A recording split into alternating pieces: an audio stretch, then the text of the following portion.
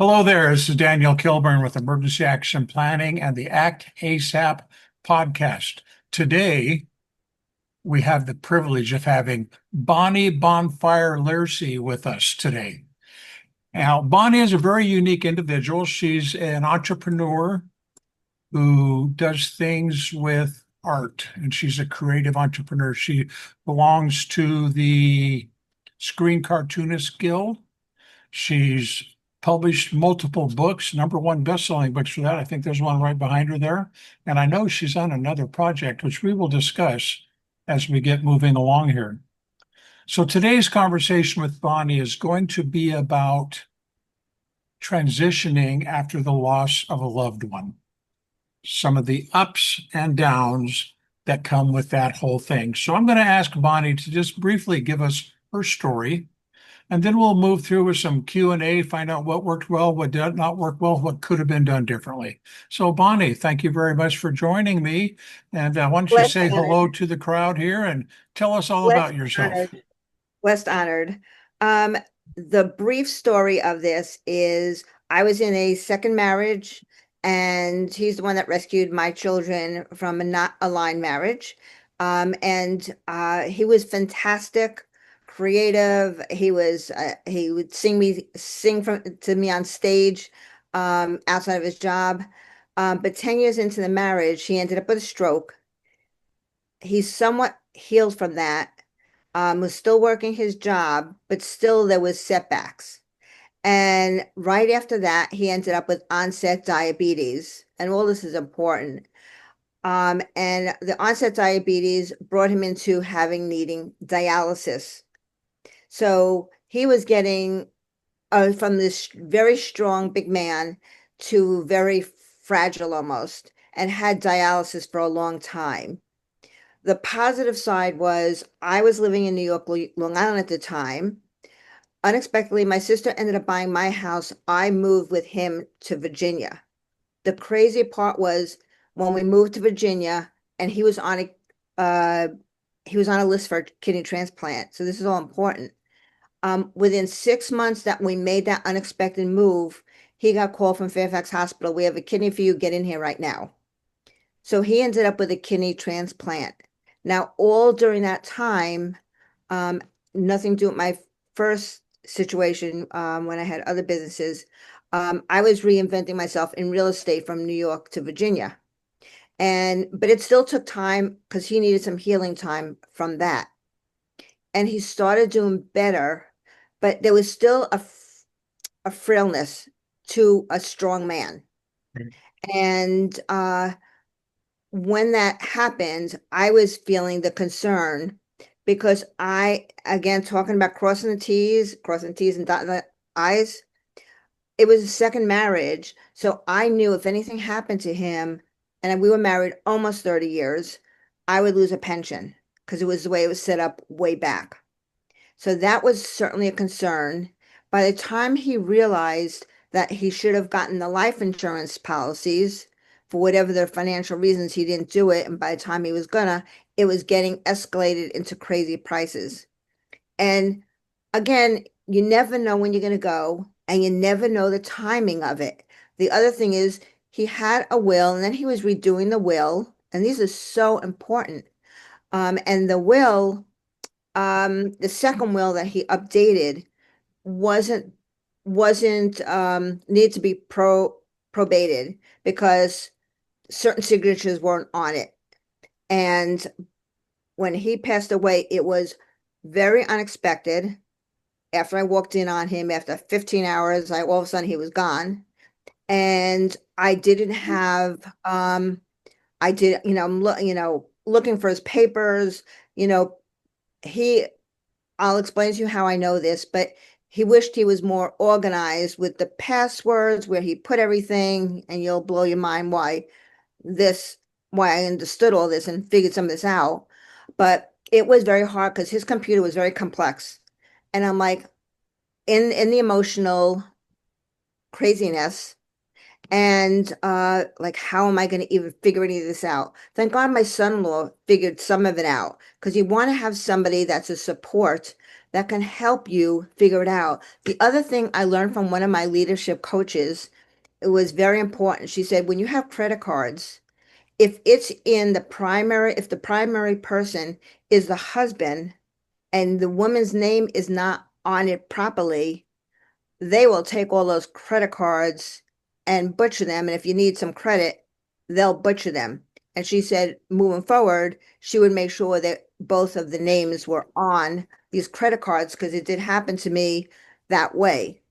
If Okay, there's a, so it sounds like not only are you going through the grief and the trauma and drama of your husband dying, but you're going through a lot of digital drama, trying yes, to find things, get things in order, and make sure they're going to work for you, right? gosh, So, would you say that there's a lesson to be learned here somehow? the big lesson is make sure way back before someone knows they're going to pass away, have life insurance policies, write down passwords in a place that people can find them. Make sure wills are entrusted, because otherwise that money can go to other sources if it's not.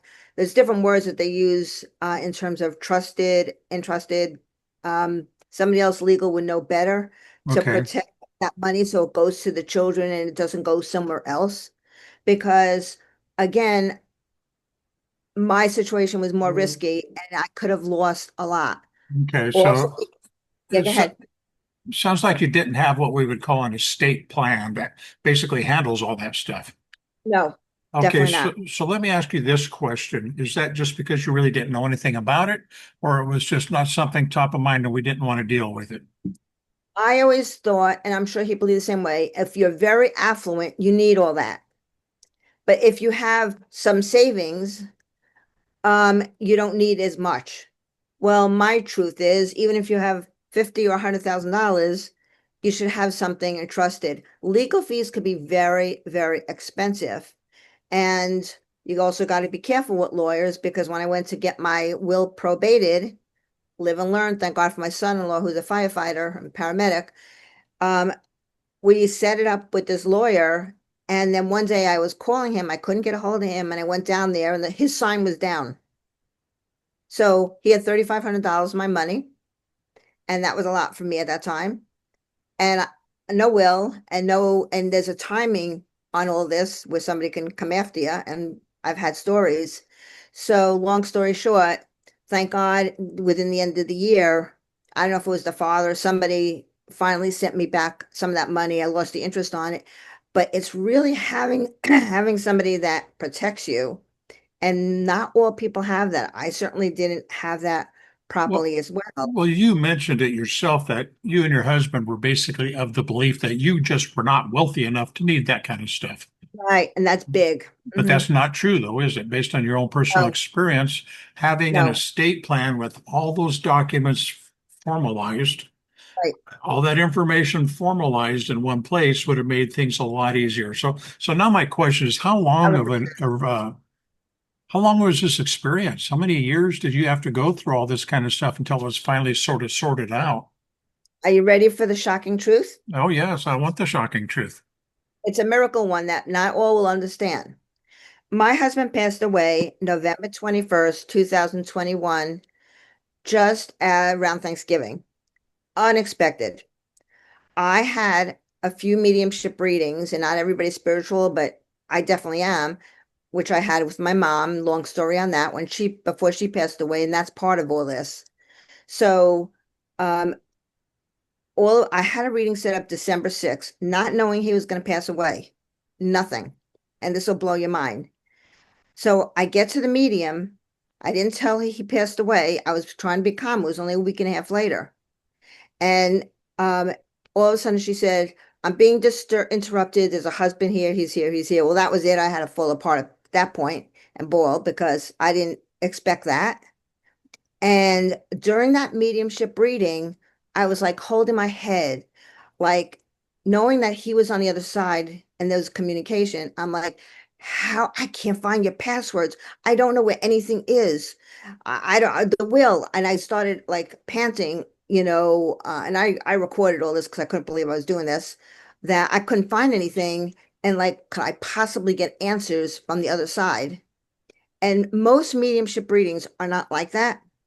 But believe it or not, I was able to get through his computer and get through some of this password challenge and other challenges just because of that mediumship connection. So that was an odd thing to help me because I didn't expect to have that support. And even when my mom passed away, which is mind-boggling when it comes to mediumship, um, I was called because that happened right before, not bef much before my husband, and she always saved for families and put away for them. A unique story. Definitely not what I Right. was expecting to hear. And I can say that's probably not going to happen with everybody. So you No, were unique in a position where someone was able to facilitate some of your information. yes, And regardless of what anybody might think about it, if it worked, it worked. We're not going to argue about it. If it works, don't fix right. it, right? Yeah. And it would have been better if that stuff was just probably written down somewhere, huh? I have it all oh yes, the paperwork, yes, if and they said on the other side, should have done it, in books and papers and stuff like that and written it out somewhere, just not just being on the computer because it's hard to find things on the computer. Oh, yeah. So Especially if being you there don't know and where you're writing, looking for it. exactly, exactly. So I was able to cross some T's and dot some I's during that during that mediumship and little other things through my mom. So I'll let you ask me questions and I'll do my best to answer that what you need to hear. Okay, well, I'm just interesting though, even though you were able to facilitate some things, there still was probably a process that you had to go through with certain things because they weren't set up correctly. Can you talk about some of those things? Well, thank God I had my son-in-law at the time and my daughter who were very articulate, who were going through stuff. It was during pandemic, so a lot of people weren't at the funeral. And my daughter was disappointed. She says, so and so wasn't there. You were there. It was a Navy military small funeral in Virginia, but she felt bad because it was during pandemic and a lot of people weren't coming around early in that time. Right. It's not something she planned for, but I would have done things differently with all the credit cards, with all the paperwork. I might have spent differently um, before all this happened because you really don't know when you're going to lose someone. To lose almost $7,000 in a pension and all of a sudden it's gone. And he kept the roof over my head while I was reinventing myself in Virginia, and all of a sudden that money's gone. Right. So I've heard so many things where people put money into special accounts where it's a forced savings, where it's going to be there. I wasn't in that situation because even with my first husband, I didn't get the due diligence of the financial support with the first husband. So that set me back on even more pressure for me to make sure that money was coming through somewhere, So if this that makes is an educational outreach type of thing in a lot of ways. I'm sure. Do you know of anybody that's had similar things happen to them, good, bad, or indifferent? Oh my gosh, yes. I hear it constantly. It always comes up by accident, where people unexpectedly end up either lose a spouse because of a divorce or lose a spouse and it affects them financially. And some husbands still do their due diligence from the other, with their formers and stuff like that, or if someone passes away in my situation, it was not expected. I figured even if he lives another 10, 15 years, I'll have time to rebuild myself. Right. But we take so much for granted of time, which I don't anymore, by the way. I do not take for granted of time. I'm 70 years young this year, which I have to pinch myself that I'm 70 and really believe in my mind like I'm 35, 40. So this is a big lesson because we do take time for granted. And I don't anymore. Like I look every day like what gets wasted in time You because we're know, not preparing. it's interesting that you mentioned that because later this month, I will have officially circled the sun 70 times myself. No. So, hey, we're getting up there, and this is a good testimony to the younger people that are coming behind us. Like this is something that maybe they can look at, they can think about, they should look at, they should think about, particularly Yes. if they're married and they have children, right? Those are some I'm a, things that can be taken care of to prevent any distress. I mean, you're already distressed enough because your husband died. Last thing you need to do is be fighting with the digital drama of trying to figure everything out and then the drama of what the credit cards, the insurance, or lack of, and moving along. But I take it though, since then you've been able to resurface, and you're coming back, you came back up for air, and now you're moving along okay? Most people ask me, "Are you retired yet?" And I'm like, "What is that? Do I play mahjong or bingo? Not. I'm in the creative field. I will always be in a creative field. My goal, I have a children's book I'm working on. Didn't know there was so many publisher scammers. You got to be careful out there. I have two other books that are being written, which affect everything that we're talking about. And again, looking into the publishers that are local enough that some of them you can actually talk to versus, with a hybrid. And this is all connected to what I went through because my husband supported me when I first started with the 13 Steps to Riches, by the way, Okay, because he wanted to afford helping me get started with those books. But right, when he passed away just as that book and David and Goliath came out, and then it was done. But I still had thousands of dollars of bills coming in from that. right. Yeah, So that again, happens. preparation, that's where the preparation is very important because if you don't have money put away, saved, and everybody looks at savings different. Stock portfolios, uh, certain CD accounts, and unless you have somebody that can really guide you, you can mess up. I don't know who Right. guides you. That's important to have a solid foundation of information.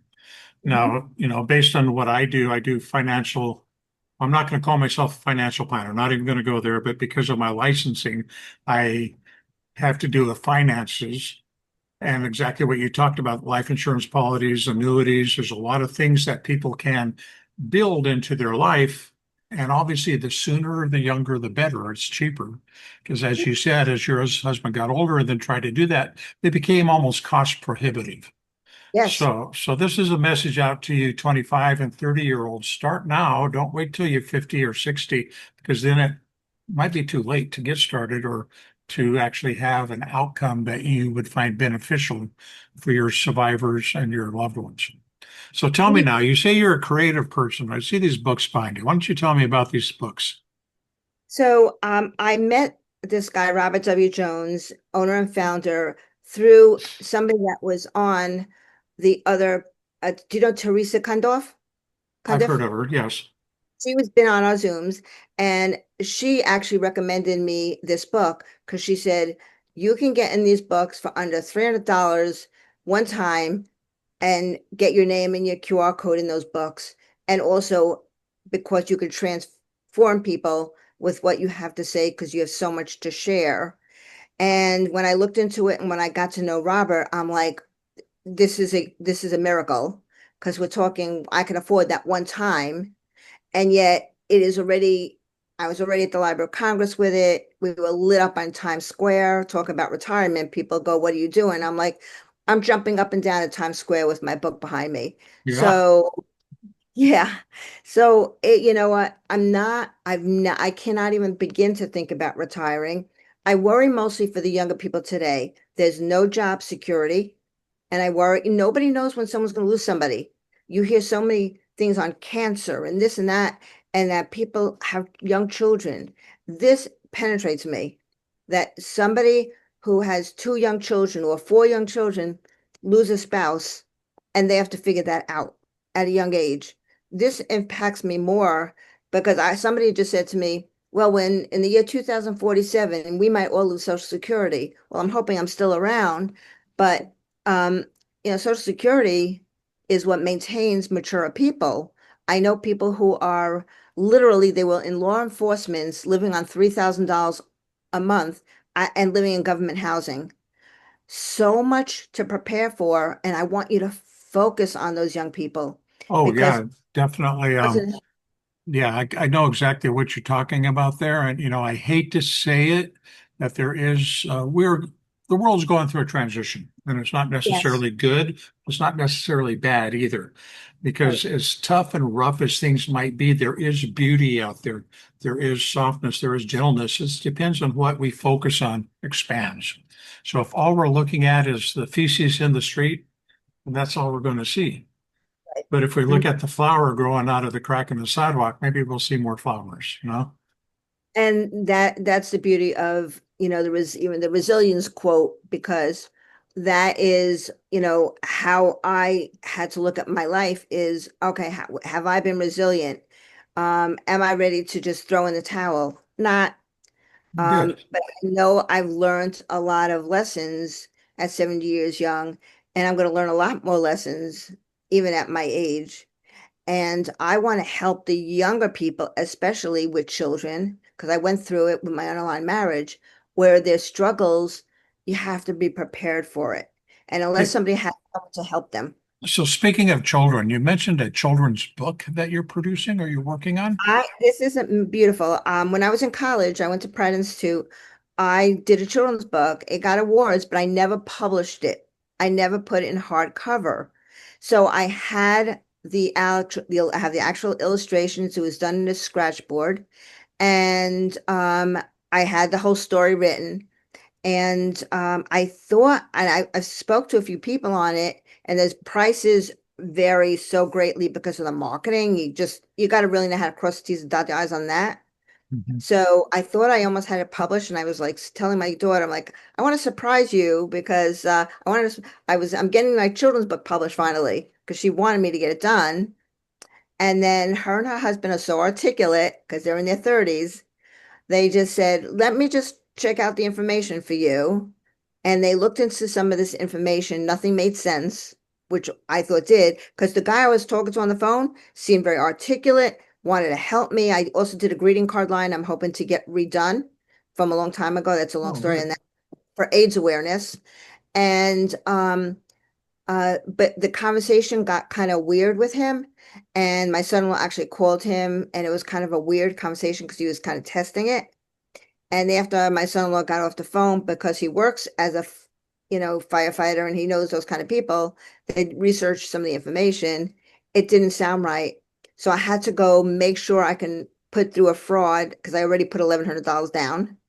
Didn't know what I didn't know. And so far, we weren't able to find any of the names of the people that were in this publishing. So now I'm looking for another publisher to publish this children's book because I thought I had all the T's crossed and I's dotted, and I thought that was it. And publishing, and I've called millions of publishers as part of my journey of retirement now, and not retirement, but of moving forward. From You're talking from $1,000 to $25,000. I hear all these different numbers. Right. Yeah.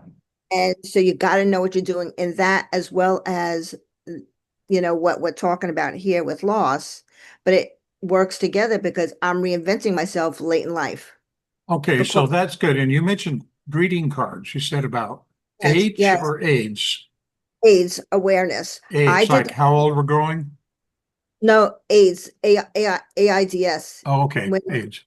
was an AIDS awareness, it was supposed to be for medical. And I created this greeting card line with a character on it. And it went into shows and everything else.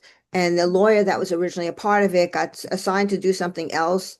So, and I was doing it with a partner. So it ended up just bailing out in the like 1990s. So I had many cards left, and all my designs were saved in, like, we have external hard drives. Hmm. Well, it was in something called a Bernoulli. You'll love this. Talk about preparation for everything. All my designs got burned in the Bernoulli, and they couldn't do anything on it to save it. So I have copies of the drawings and the illustrations, and I want to recreate them, but my actual illustrations of that vanished. Talk about Well, preparation. with modern technology, though, it's not hard to digitally copy that stuff nowadays. You know, you think most phones are capable of doing that nowadays, right? Yep, and that's some counting. So talk about retirement. I'm not even Uh, in line any well, you got retirement. things to do. You have a message. You have something to tell people. You know, that's what I believe. We're all here for a reason. Learn and teach. And you're in the mode of teaching right now, but I know you're in the process of learning while you're doing it. And I learn from you a lot too, because I listen to your podcast and I listen to you talk, and I'm like, I wouldn't have known that. So every time you speak, even when you start with your journaling, Well, I um, thank you for the compliment. no, I find it amazing. People should listen to that because if they can get 5, 10 minutes of that, they are already going to grow themselves. So I do pass it along when I see, when I watch them. Well, that's good. I do a live on Facebook every day. Sometimes I'm just rambling, sometimes I'm not, and sometimes I'm doing both, but that's okay. But it all makes sense. Like I could pick up on it and I connect with you. Maybe it's because of our age, but I connect with everything. Mhm. So I'm grateful to have even someone like you in my life that could guide me no less on the financial journey, which that's scary in itself, when you're reinventing yourself from scratch. But I'm Well, not, that's great. Okay, well, Bonnie, you know, we're winding down here. We're getting down to our 30 minutes. So tell me, is there anything we did not talk about that you think needs to be approached? I just want to help the younger people realize they need to protect themselves better. There's so many political things going on now that's like, that's not important. What's important is that you prepare for the unexpected. And we don't know when that unexpected is going to happen. It can happen like that. And Unfortunately, you're right. A disaster does not phone and make a reservation. no. And, even something like crazy, like, I don't know if you heard this, it applies to me because it's affecting me. There's so many abductions, and there was one in Arizona through Robert, his cousin, recently. And I'm like, who plans for this? Nobody, somebody has children or, family members that are impacted by this and they can't find her. And it is in those areas. And I'm amazed um, that I'm hearing so much about this, especially in Arizona. So I just want to put prayers out to people to not take for granted of family, people, say I love you, because we miss the emotional part so much. I'm very mushy emotional, so you can't go by me. But I know people who said I should have, would have, could have said I love you more. And the Right. emotional part is important. So that impacts.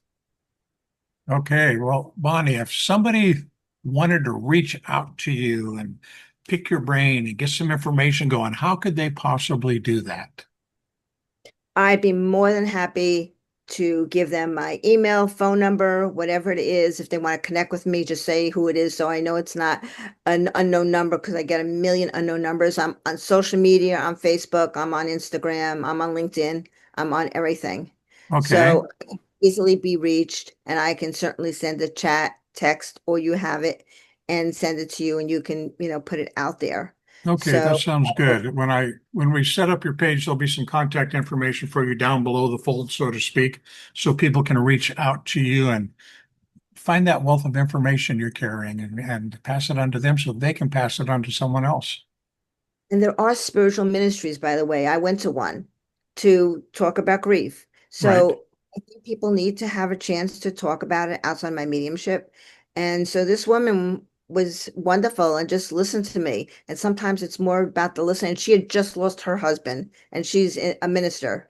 So there's people out there that will support, like you, that want to support others going through this because there's a lot are going to need to hear this. And I thank you for honoring me and bringing me on because I love my husband more than life itself that I'm writing a book with him. All right. So I just, but we have to live our life here on earth. Absolutely. Okay. Well, this is Daniel Kilburn with Bonnie Bonfire Lierse and the Act ASAP podcast and the Emergency Action Planning blog. There's going to be contact information down below the fold for you to get a hold of Bonnie. And please like, share, and comment. Please comment because we want to know what you think, what you would like to hear. And this will give us both information that we can work on to provide more value to you. So, Bonnie, why don't you say goodbye to everybody and we're going to call it a day. I am blessed that I'm here, and I'm here for anybody that wants to connect with me in multiple different ways. All right. Sounds good. Until next time, y'all, please stay informed and stay safe.